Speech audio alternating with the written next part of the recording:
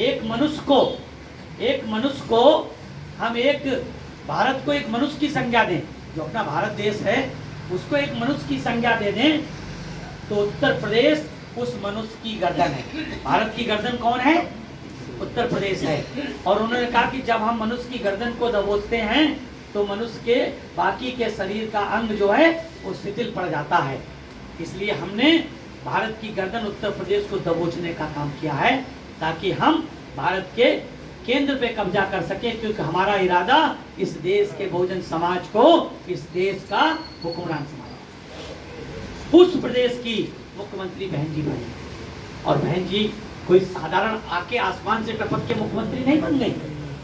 बहन जी का एक लंबा संघर्ष, और बहन जी इन्हीं महापुरुषों की परंपरा की अगली है। उन्होंने भी त्याग किया, घर परिवार त्यागा।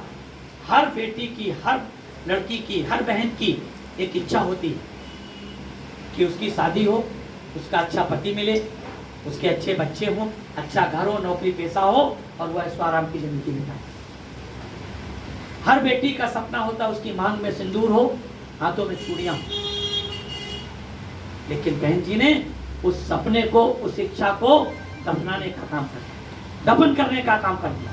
और बहन जी ने जो नौकरी करती थी उसको तो छोड़ा ही छोड़ा, जो उनकी इच्छा थी कि वो आईएएस बन जाएंगी, उस आईएएस बनने के सपने को भी दफन कर दिया, क्योंकि उन्होंने अपने उस लीडर पे, अपने उस नेता पे भरोसा था। हमारा नहीं, आपका उस नेता पे भरोसा था, जिस व्यक्ति ने, जिस मसीहा ने ये कहा था कि आप आईएएस बनकर के क्या करेंगी, हम आपको वो बनाना चाहते हैं जिसके आगे पीछे कई आईएएस आदेश लेने के लिए खड़े रहे। साथियों, ये बात काल्पनिक हो सकती है, ये बात काल्पनिक हो सकती है। ये बात कहने वाला जानता था कि ऐसा संभव है, और सुनने वाला जानता था ऐसा संभव है। या तो मानवर कांसीराम साहब जानते थे, या फिर आदरणीय बहन जी जानती थी कि साहब जो कह रहे हैं, साहब ये जानते थे, क्योंकि वो एक साइंटिस्ट थे। और एक साइंटिस्ट होने के नाते उन्होंने अपने बाबा साहब की और अपने मसीहा के आंदोलन को एक साइंटिफिक तरीके से चलाने का काम किया। साइंटिफिक तरीके से कैसे चलाने का काम किया? क्योंकि बाबा साहब ने ये बात कही थी कि मुझे पढ़े लिखे लोगों ने धोखा दिया। 18 मार्च 1956, 18 मार्च 1956 को आगरा के रामलीला मैदान में ये बात कही थी कि मुझे पढ़े लिखे लोगों ने धोखा दिया, यानी कि दे बिट्रेड मी। इन्होंने मेरे साथ विश्वासघात किया। क्यों कहा था? क्योंकि उन्होंने सोचा था कि पढ़ लिख करके, नौकरी पाकर के, भारत के संविधान का लाभ पाकर के अपने समाज के अभागे बहन भाइयों की सेवा करने का काम करेंगे। मैं देखता हूं कि मेरे आसपास सफेद कालर बाबुओं की भीड़ इकट्ठा है, जो अपना और अपने परिवार का की तोने, यानी कि पेट भरने के लिए मशगूल है। दे बिट्रेड मी। इन्होंने मेरे साथ विश्वासघात किया। ये बात से बाबा साहब दुखी थे, और इस बात को किसी ने समझने का काम नहीं किया। बाबा साहब ने 1956 में कही।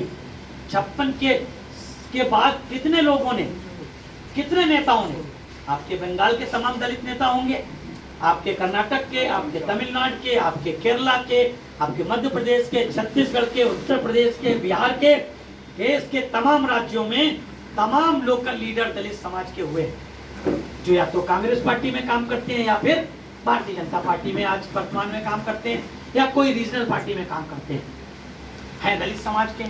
उन लोगों ने क्या ये बात नहीं सुनी? किसी को कोई फर्क नहीं पड़ा। किसी को फर्क पड़ा? कितने लोगों ने बाबा साहब की किताब एनिहिलेशन ऑफ कास्ट पढ़ी? कितने लोगों को फर्क पड़ा? कितने लोगों ने अपनी नींद को छोड़ने का काम किया?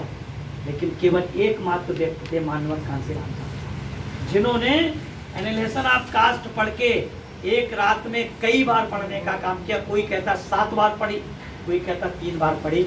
हम तो ये जानते कई बार पढ़ी, और पूरी रात सो नहीं पाए।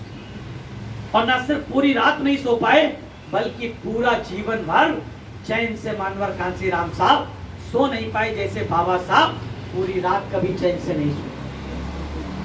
और उन्होंने बाबा साहब के आंदोलन को मंजिले मकसूद तक पहुंचाने के लिए, लॉजिकल एंड तक पहुंचाने के लिए, और वो लॉजिकल एंड बाबा साहब के हिसाब से क्या था कि जाओ अपनी दीवारों पे लिख लो तुम एक ना एक दिन इस देश के हुक्मरान संभाल कर। वो लॉजिकल एंड था। बाबा साहब ने कहा कि आरक्षण केवल बटर और ब्रेड का मामला नहीं है, रोटी और खाने पीने तक सीमित नहीं है। आरक्षण क्या है, रिजर्वेशन क्या है, अधिकार क्या है, इस देश में शासन और प्रशासन में हिस्सेदारी है, हिस्सेदारी है। हमें केवल आरक्षण से रोटी और